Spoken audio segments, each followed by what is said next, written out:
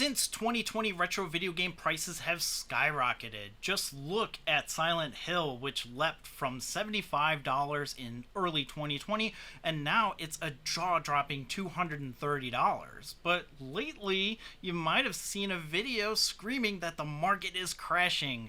But is this panic, clickbait, or reality?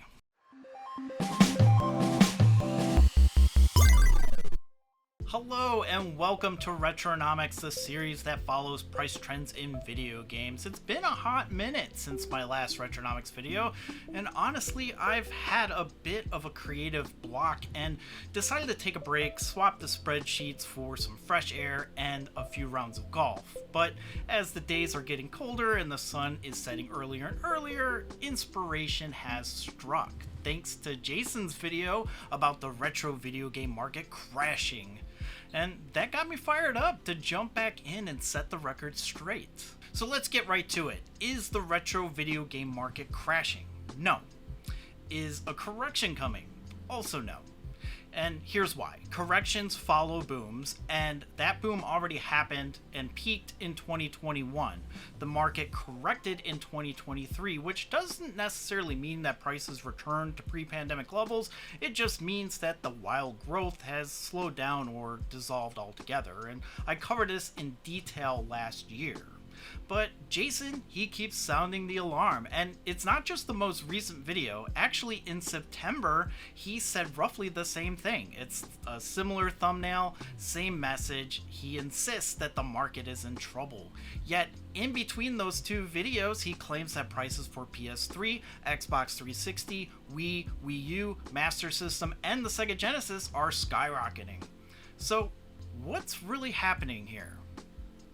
On the surface, Jason's argument seems pretty logical. The economy is shaky, layoffs are happening, and tariffs are hitting pretty hard here in the United States. I just paid $55 in tariffs for a Raspberry Pi Advent calendar, which is the same price that it costs from the store.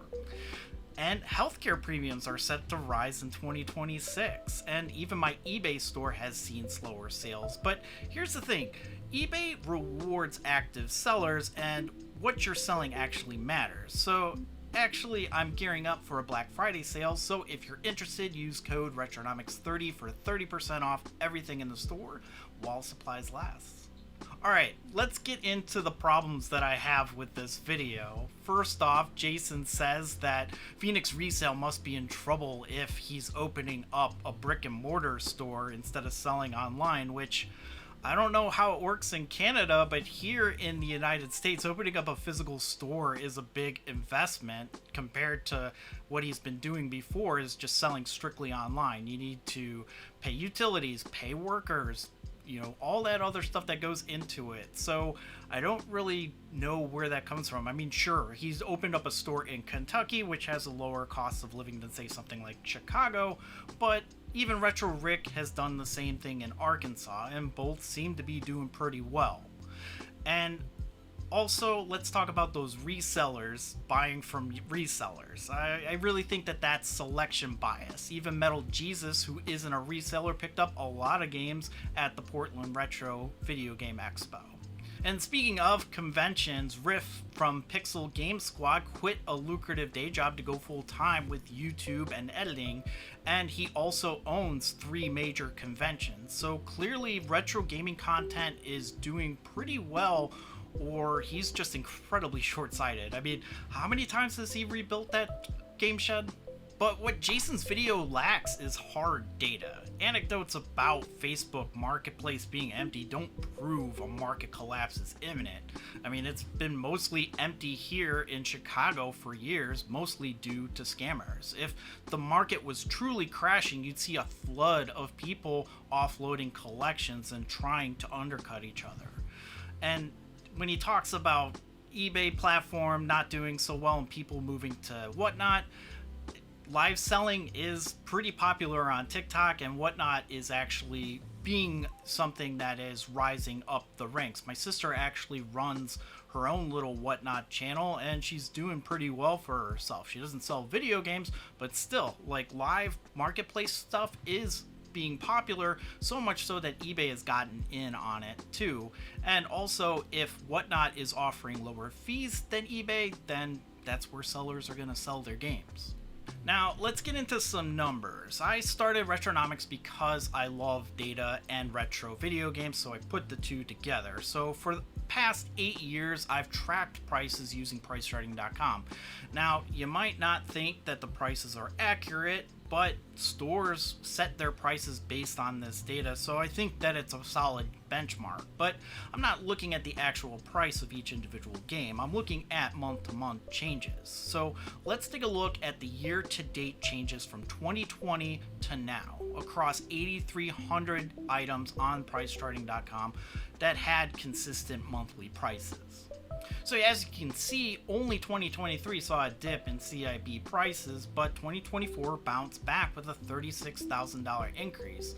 This year in 2025, as of the recording of this video in early November, we're up $4,300, which is less than 1% of the year, and so I think that's hardly a crash or a boom.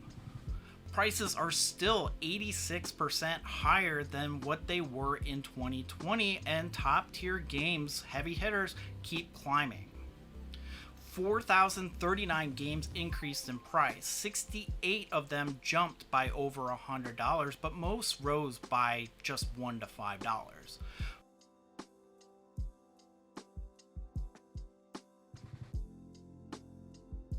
On the decreasing side, 4,100 games decreased, but 75% of those just dropped by less than $5, pretty much offsetting the increases.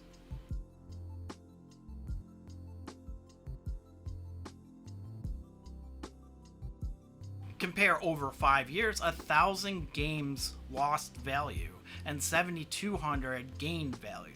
And 9 games are the same price as they were in 2020, though they likely fluctuated along the way. The 6-month trend suggests that prices are dropping, however, they're still higher than what they were the same time last year.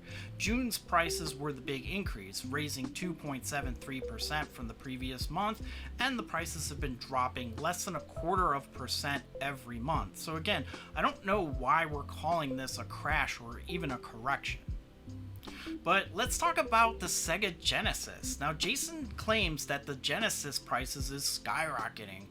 So let's check the facts. CIB rose by $553 since the beginning of 2025, a modest 1.9% after 2 years of straight drops. Only 4 items jumped by over $100. Crusader of Senti, the CDX console, Musha, and Elemental Master. And we are talking about CIB prices here, so keep that in mind. Most increases were $50 or less, and the overall price brackets haven't really shifted that much. And so it's like saying that my bank account skyrocketed when my paycheck hits every 2 weeks.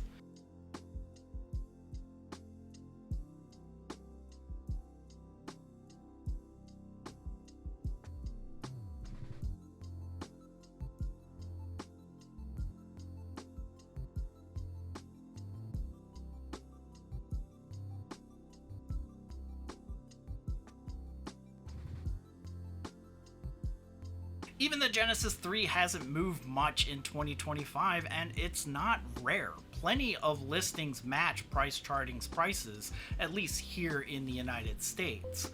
The Turbo controller, easy to find for $20, and it's often included in the CIB bundles that are for sale. So I guess the real lesson here is that clickbait actually works, but Jason's channel doesn't back up that clickbait with data, and in fact, when you go back and look at his Sega Genesis video, he starts out by calling the Sega Genesis totally underrated and doesn't really give any examples of Sega Genesis games skyrocketing in value. The reality is that the retro game market is too diverse for an overall crash. Individual games or genres might bubble, but the whole market, pretty unlikely. Take Piglet's Big Game, for example. Last October, it was only $12. No one knew what this game was, and then somebody on Twitter mentioned it, and it shot up to over $100 almost overnight, and then it only settled down in January of 2025. Now, that is a correction.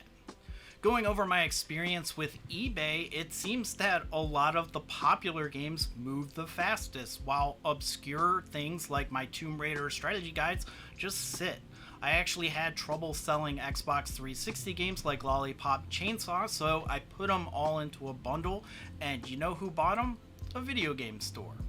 So even if sales are slow now, stores with capital can afford to wait it out. eBay fees are pretty high, so sellers do let items sit rather than drop prices and lose money.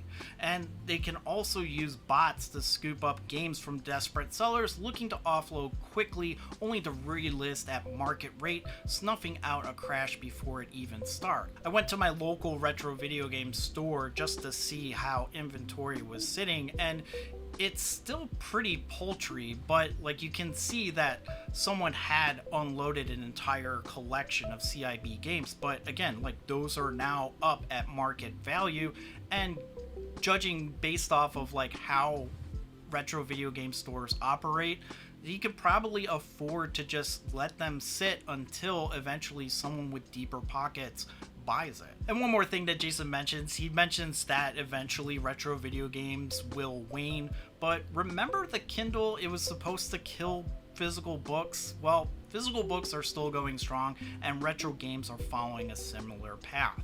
And you know, Jason says that as Gen X and millennials age, prices will drop, but younger collectors are stepping in. Gen Z, like Scott the Woz, is fueling demand for older titles, and as these systems age, working copies will be less and less common, offsetting any drop in interest. And look at Atari. They're selling 2,600 and 7,800 games along with modern flashback consoles, and they're also selling the Atari 50 collection and a whole slew of retro video games on modern platforms. So I think that as time goes on, prices for popular games and classics like Super Mario Bros. And Pokemon Yellow will remain steady, while rare gems like Little Samson will keep climbing. Even reprints and emulation machines don't really curb the demand for authentic copies. For a market to truly crash, supply needs to outstrip demand in a substantial way, and I don't think that that's happening anytime soon. So, is the retro video game market crashing?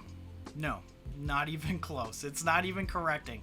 The market diversity makes a total crash nearly impossible, but never say never, and bubbles in specific games or genres can happen. So that's gonna do it for this video. I've got more market recaps planned, so let me know if you have any suggestions for stats that you want to see in the next video. And if you are new here, consider subscribing for future videos. Thanks for watching. I'm Nick, and I'll see you next time.